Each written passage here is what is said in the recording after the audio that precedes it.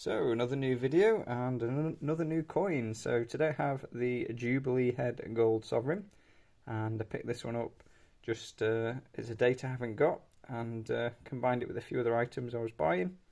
So fairly nice condition there, not too much wear. So these were still circulated, these were obviously pre the war. Now the first thing on the Jubilee heads to usually wear off is the detail in the hair. So you can see this has worn a little bit. There's a few lines just so you can see, still with some detail. And then this sort of on the shoulder here, this little brooch. So probably the best Jubilee head I had was a half sovereign shield, and that had like the most detail, probably the nicest condition. So pop that one to the side. I'm just going to have a little look through.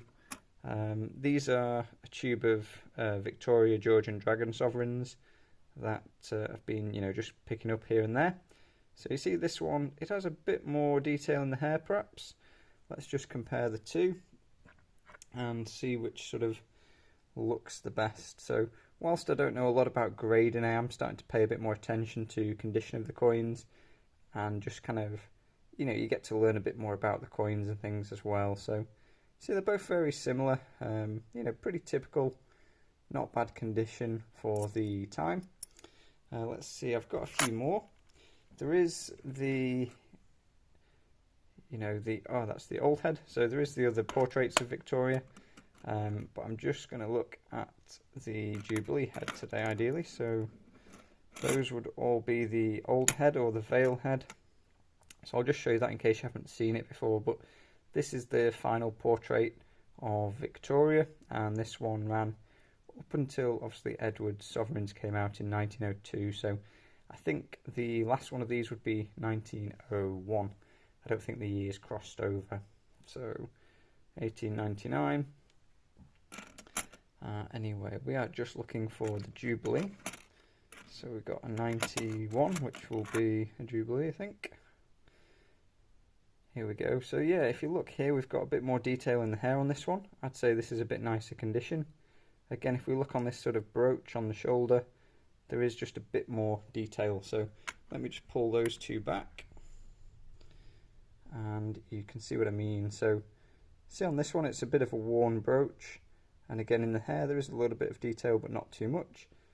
This one I'd say is slightly more worn. There's no detail on the brooch there that's immediately obvious, and the hair, it doesn't have a lot of detail compared to this one. So I'd say this is the superior coin of the three, when we're looking at this side of the coin at least. So that is interesting to note. Yeah, we've obviously got some young heads, which you can see that one there just in the front. So again, they're just bullion sovereigns, but again, in the hair is where you want to look for the detail. So this has got pretty good detail in there still. We've not got a bald Victoria. And again, another one here which is just slightly more worn. So you could see the difference between these two. And there's definitely one coin you would choose over the other. Both being the same, you'd really just have to go with the left-hand one, wouldn't you? So that is it. I've just got... yeah, one of my shields is, which one is it? Just here. So this is probably one of my nicer Victorias, and you can see there's not a lot of wear at all. 1871, so it's 150 years old, just over. And yeah, that's really what you want when you're buying Victorias.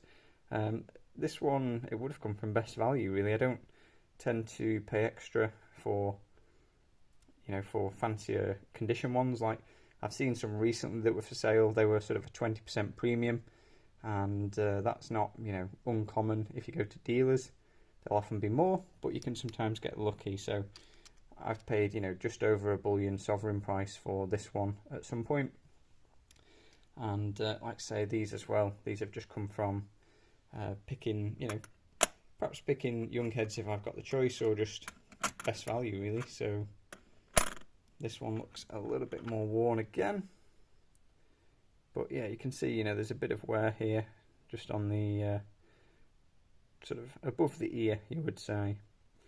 So yeah, it's interesting to get a feel for the coins. Once you've looked at a few hundred, you do start to get more of a feel for them. And if you're not buying that many, you can always look online. So just look at pictures. So, oh wow, this is a nice one.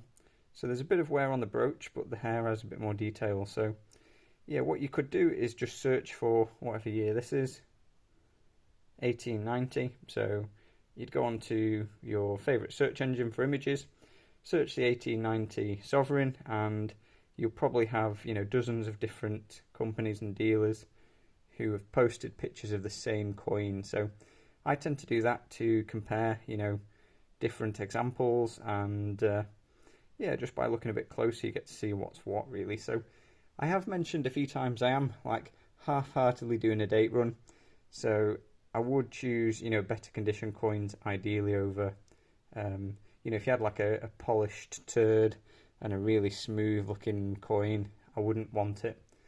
I'd rather not get the date run, I'd rather have a nicer coin. So yeah, if you can pick them up like this, then fair enough.